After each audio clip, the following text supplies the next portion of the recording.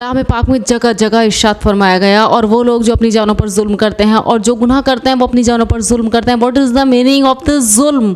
इस जुल्म का मीनिंग ये है कि हम जो भी गुनाह करते हैं, चाहे वो थोड़ी देर का हो, चाहे उसे छोड़ देने का इरादा हो, चाहे उसमें लज्जत ज़्यादा हो या कम हो, उसका इफ़ेक्ट हमारे पर फिज़िकली ना हो, ये नहीं हो सकता।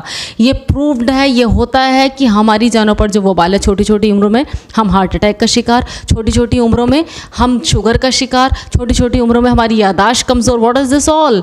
हम सारा ब्लेम खान पीन पर रख देते हैं। हाँ, fast food, junk food is also one of the reason, लेकिन सारा ब्लेम ही उन पर नहीं है। आप अपने अमाल तो देखिए, मैं अपने अमाल तो देखूं कि हम कर क्या रहे हैं। सूरह निसा की आयत नंबर 123 में अल्लाह ताला फरमाते हैं, मैं यामा सोई युज़्ज़बिही, जिसने भी बुराई की उसको उसकी सज़ा मिलेगी। सूरह यूनुस की आयत नंबर 23 में अल्लाह ताला फरमाता है, इन्नमा बग़युकुम अला अनफुसिकुम, तुम्हारी बगावत तुम्हारी अपनी जानों पर है।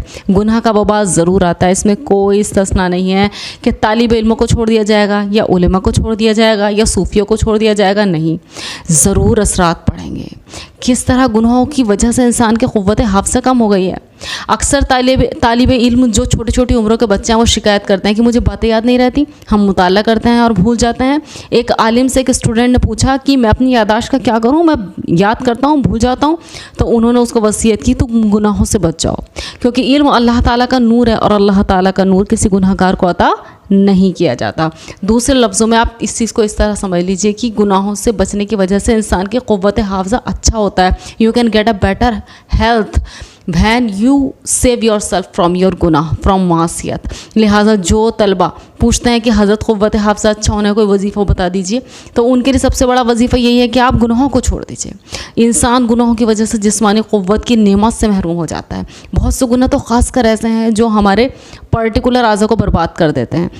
मिसाल के तौर पर हम आंखों से कितना मोबाइल देखते हैं। हम मोबाइल देखते वक्त ये सोचते नहीं हम नामहरम को देख रहे हैं, हम गलत वीडियोस देख रहे हैं। इसका सीधा इफेक्ट हमारे दिमाग पर हो रहा है, हमारी आंखों पर हो रहा है। हर कोई इस चीज़ को समझाता है कि आप मोबाइल देखना बंद कर दो, लेकिन मैं आपको बताऊं सिर्फ अगर गलत चीज़ें, क्योंकि मोस्टली लोग इसका गलत यूज़ कर रहे हैं, वो आप बंद कर देना, अपने गुनाह को अच्छी चीज़ों के लिए इसका इस्तेमाल करने लगे। आप देखिएगा कि ये आपको नुकसान इतना नहीं देगा। मज़ा गुनाह में ज़्यादा है। गुनाह की चीज़ें देखते हैं और फिर एक्सेस में देखते हैं, तो इसलिए इंसान की आंखें बर्बाद, दिमाग बर्बाद, उसके सोचने की सलाहियत बर्बाद। दिमाग का कनेक्शन पेट से है, फिर पेट बर्बाद, पेट बर्बाद तो पूरा जिस्म बर्बाद। आकर कहता है हज़रत मैं कमज़ोर हो गया, मैं कहीं उठता हूँ तो आंखों के सामने अंधेरा आ जाता है, हाजमा ख़राब हो जाता है, वज़ू क़ायम नहीं रहती।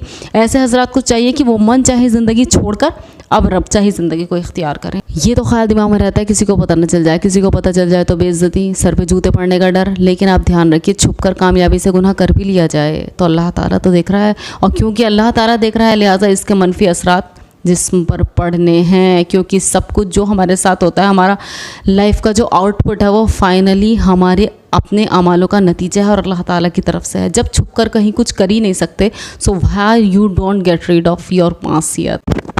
लिहाजा कहने का मतलब ये, समरी ये कि एक सक्सेसफुल लाइफ पाने के लिए एक हेल्दी लाइफ का होना ज़रूरी है, और हेल्थ पाने के लिए गुनाहों को छोड़ना ज़रूरी है।